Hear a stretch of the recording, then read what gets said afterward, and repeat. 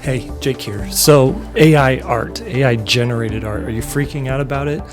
Like everyone else on the internet, myself included, I've gone through the whole spectrum from, oh, this is kind of fun, to, oh, this could be a tool to really help me improve like idea generation or something like that, all the way to, this is some nihilistic stuff that's just going to upset humanity's entire relationship with art and who creates art. And those are some dark days when I go down that path. I see things like people winning art contests with their AI art. I've heard of friends who are like, yeah, students are turning in AI art for their for their homework assignments. I dabbled with it myself just to see, is this really a threat? Is it coming after my job? And I had it redesign my character, Skull Chaser, with some interesting results. And then you see stuff like this guy who created Stable Diffusion in this BBC article. And their perspective is that artists are just tools. That's it. There's nothing more. They're just a tool, a cog in the machine, something that can easily be replaced with what he's creating. And he absolutely does not get artists at all. I don't think he understands what art is or how we use art, how we consume art. And that gets me really depressed. There's also this respected concept artist, Ian McHugh, posts these amazing illustrations that he had done and immediately gets this response. So now what the artists have to be able to prove that they created the art and that it wasn't created by a machine. That kind of depresses me, that there has to be like this, you have to share screenshots of you creating it just to prove that the art was made by a human. I was freaking out about all this until I realized that there is this massive weakness with AI generated art, a weakness we can exploit as artists and essentially AI proof our careers. And I'm going to get to that weakness, but I see some people essentially saying there's only two options that we have here. Number one, we can just accept AI art for what it is, learn from it, and try to fold it into our workflow. Or on the flip side, we just roll over and allow it to destroy our will and our ability to create art. But I think there's a third option that we're overlooking here, and that is that we can fight it, and through fighting it, we can also strengthen our art careers. And the way that we do that is we exploit its main weakness. But before I tell you what exactly that main weakness is, I'm just going to dump the solution on you right here. There's 4 ways that you can AI proof your career. Number 1 is you need to sit down and define what your competition is. Number 2, you need to master your craft. Number 3, you need to embrace consistency. And number 4, build community. Okay, so what weakness does AI have that these 4 things exploit? What's that, I like to think of it, what's that missing scale like in its chest that you can just send a black arrow straight into its heart to kill it? Or if you're more of a sci-fi Star Wars fan, what's the exhaust port that the Empire's overlooked? The thing that AI cannot replace, it can't replicate, is your humanity. How do we leverage or how do we lean into our own humanity? The first is you have to define your competition. You have to figure out what arena you're actually playing in. Okay?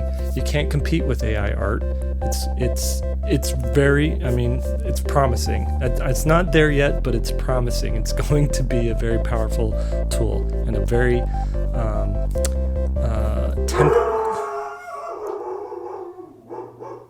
Walter, shh. Walter, it's good boy. You need to figure out what the arena is that you're going to be competing in. Okay, so some careers are safer than others. There's careers that are just going to go away, the same way that some people lost their editorial illustration career when magazines shifted to photography, right? So you might need to pivot. You might need to pivot out of one of these careers and operate in an arena that you can compete. And you can compete with humans. That's what we've been doing for thousands of years now. And that is the kind of level playing field that you want to exist in. You want to be in this arena where you're competing with humans. So what kind of careers that are safe?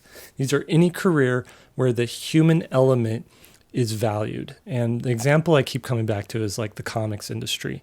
You have people who love comics because they're created by people. There's this element where you go to a comic book convention and people buy the comic books and then absolutely want to meet these creators and have them sign the comic book. So they have that human element, human connection to the things they buy. I've done this before too. I have a copy of Amazing Screw-On Head that is signed by Mike Mignola. The thing's tattered and torn. I don't care about its value, but I had to get it signed by him because I wanted to meet him. I wanted to, show that he essentially have a copy that he had touched, right? And that's that human element connection that that you have to embrace, or you have to figure out in your career. Okay, avoid careers where you're just a cog in a machine, where you're just a tool. And I think about, these are careers where it's a race to the bottom, where you're trying to undercut the next guy so that you can get an edge on something. This is like, if you go to like the marketplace of like Fiverr, right? This is a marketplace where the clients there, the people that are showing up there are trying to get the most that they can for the least amount of money, the most options. They don't care about you, the creator. They just care about the thing that they're trying to get made, whether it's a logo, whether it's a website design, whether it's like a character design for something. It doesn't matter who creates it. They're just looking at that bottom price. And this is the type of thing that AI is designed to replace. And I think these people who are making these AI art generators, this is their experience with art. They see, oh, here's this website, Fiverr. What if we just eliminate the artists and you could just punch in something and get the art that you want? Okay, so I could see that happen. I could see some concept art jobs leaving for, there might be companies where they're just hiring out freelance concept artists because they need 500 designs for, a jewel crushing game or something like that. And so those are kind of things to watch out for. Anything where the human element is valued, that's what you want to lean into moving forward. So once you've figured that out, let's move to this next one. You have to master your craft. You have to get good at the art. You have to be able to create some, and I don't mean like Michelangelo, Leonardo da Vinci kind of good. You have to create a style that's unique to you, that comes from you. And it could be that you've combined 5 different styles together to make something brand new and your own, but you have to figure out how to do that and make something that only could come from your brain. Okay. You have to have a point of view in the work that you're making. You have to have some sort of, people have to see things through the lens that is your brain and your eyes, and see things through the experiences that you've had. And that all comes from working on your craft and mastering your craft. You have to make things tangible as well. I think that's another element to AI-proof your career, is you can't just all be digital. There has to be some sort of physical thing that you've touched and that you've made. So maybe you are a digital artist, make prints and sign them, or add some unique element to the print that's drawn by hand, so that when someone purchases it from you, they are like excited to have something that has been touched by a human. Okay, so the next thing is embrace consistency. And this needs to be like your mantra. I always say finished, not perfect. The point of that is to be continually shipping things, continually putting things out there. I'd like to kind of shift that into from finished, not perfect, to show up and ship it. Show up and ship it. Repeat that over and over and over again. Today, I'm at my studio. I'm going to show up here. I'm going to draw something, and I'm going to post it online, or I'm going to have this drawing be a part of some bigger project, whether it's a Kickstarter, a book you're making, a print that you're going to put out, a pin set that you're designing, and you're going to ship that thing and repeat it. As soon as that thing's shipped, you're going to continue to show up, and you're going to ship a thing. It's this consistency that people are drawn to, that humans are drawn to, that they start relying on it. Just like you rely on the sun rising in the morning and setting in the evening, consistency every single day. You need to be the rising sun and the setting sun of artists, and always be sort of counted on, that they can know that there's going to be a YouTube video that comes out. I know I'm the worst at that. This is my second YouTube video for the year. But that there's going to be a video every week. There's going to be a post every day. There's going to be a newsletter that comes out every Friday. Things like that. I have been consistent with my newsletter. So that's important. That consistency is important. But there's another side to it, and that is you need to build on a platform that you own as well. So make sure you have a website. Make sure you have a blog. I mean, you don't have to make sure you have, but a blog is the type of thing that you have ownership of. Make sure you have a newsletter, something like that. YouTube is a social media platform, but I think it's the more, in this climate right now, YouTube's probably the most stable social media platform that there is. I don't trust TikTok. I don't trust Facebook. I don't trust Instagram. I don't trust Snapchat. I don't trust Tumblr. All of these other platforms are shifting their algorithm. They're making these wild decisions. They're trying to outdo each other for attention. And you just have YouTube here, where I'll roll up to YouTube, click on, what's new, and it's suggesting a post, a video that someone posted 5 years ago, and I'll watch it. And that never happens when I go to Instagram. I don't see something someone posted 5 years ago. It's always like, it's not even who I follow sometimes. It's like, here's what we think you might be interested in. So social media is a big old bag of worms. I think the safest platform is YouTube. That's why I'm here. But I think the better bet is to own a platform and consistently post on it. So your newsletter and your website are definitely something that you should lean in to AI-proof your career. Okay, and the last one is build community. By doing all this, by creating things for humans, by humans, you're building a community. This is where you need to, this is something that a computer can't do, AI can't do, is connect on a very human level. So responding to comments in a genuine matter. You don't have to respond to all, but I have a habit on Instagram where I just heart every single comment that comes in, just as an acknowledgement that I saw what you said, even though I can't respond to everything. And I'll try to respond to as many comments that I can. Same with the YouTube channel. I try to heart every single comment on my YouTube channel as well, just to acknowledge that you took the time to respond to me. I think it's important to do live events, to go to live events or host your own live events.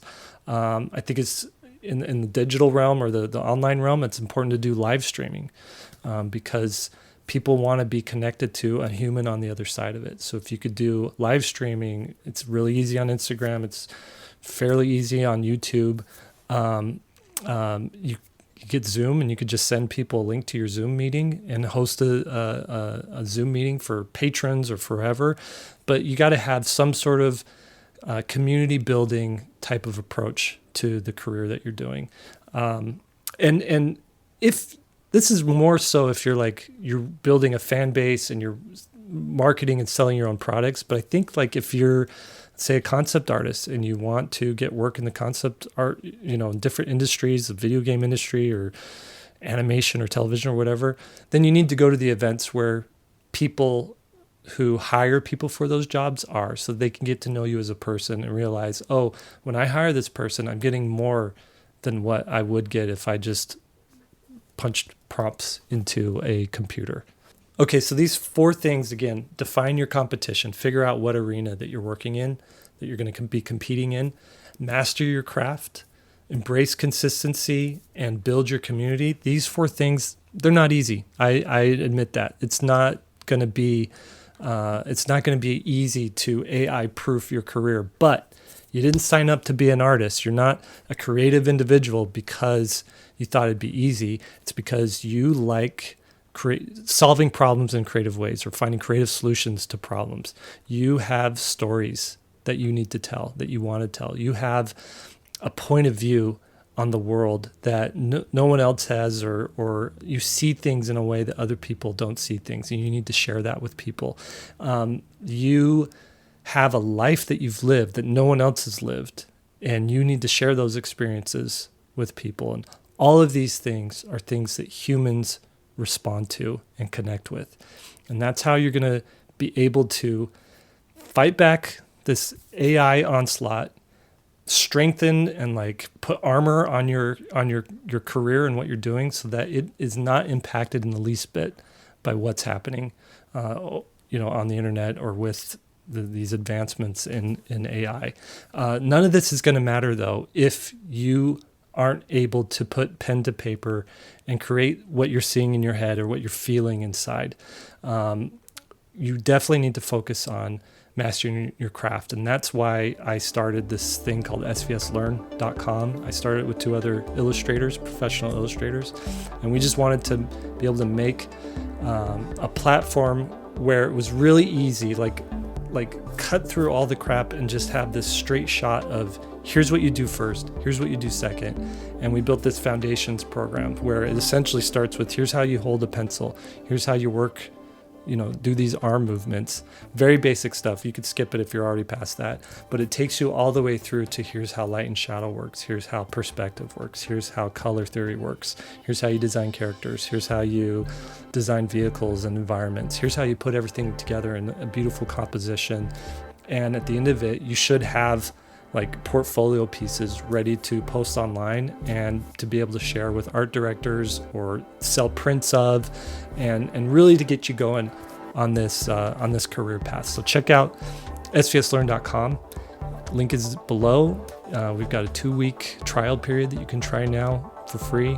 See if you like it, and if so, then continue on that path, and we hope to see you over there. All right, that's it for this video. Now go draw something.